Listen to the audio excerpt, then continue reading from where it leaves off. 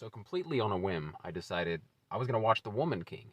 It was rated number one this weekend on Netflix, and I was like, why not? Why not? I love the Dora Milaje in Black Panther, and this is screaming that to me. This is what it feels like. I read the synopsis, and I'm like, oh, this is like the real life Dora Milaje, and it absolutely was. Absolutely was. It's really incredible. This is all based on actual events. Now, who knows, how specific the changes were that they made to the story. It happened in the 1820s, and so, or thereabouts. And so, a lot of stuff gets lost in translation as well. But man, I was not expecting to enjoy this movie nearly as much as I did. You know, on the outset, just looking at it, I'm like, oh, this is just some quickly made movie capitalizing on, the popularity of the Black Panther franchise, right? Like, this is a perfect time to tell this story. We'll get a lot of eyes on it. It was so damn good.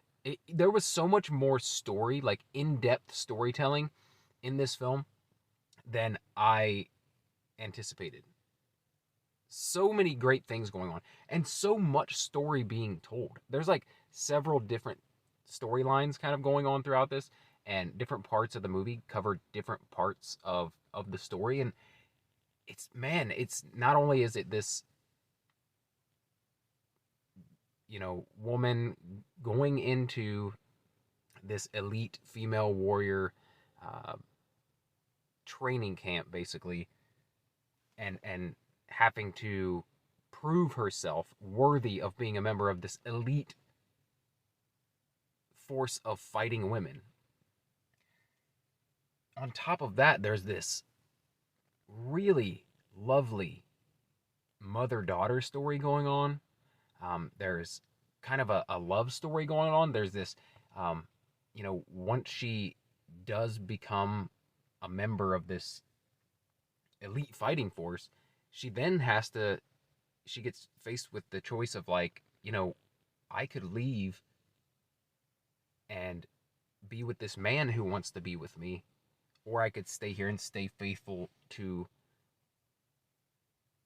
my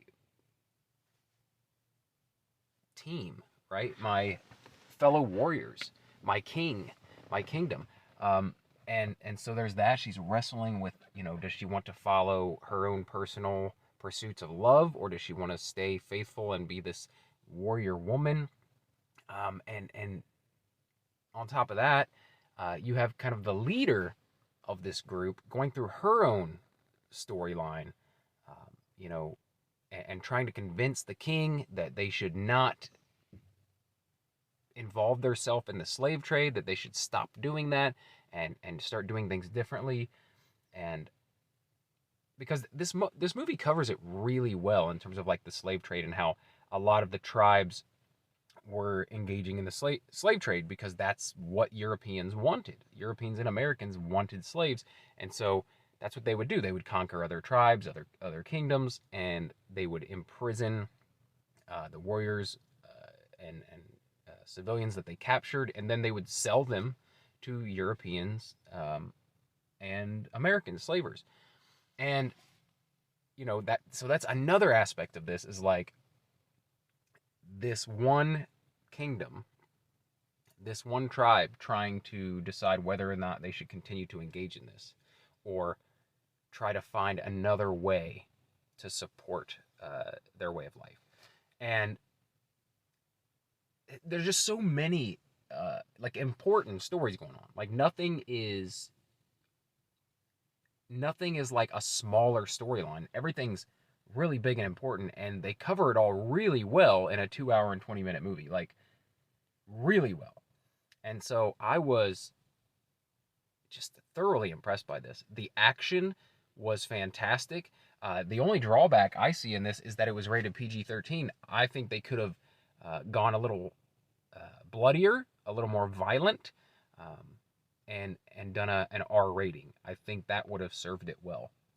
But either way, the fight choreography, um, it was up there with watching the Dora Milaje from Black Panther fight villains. but slightly more violent, slightly more bloody. But with a PG-13 rating, they couldn't go too dark with it. I kind of wish they did, because it had a ferocity to it that I think would have been served really well by showing a little bit more of the damage being done.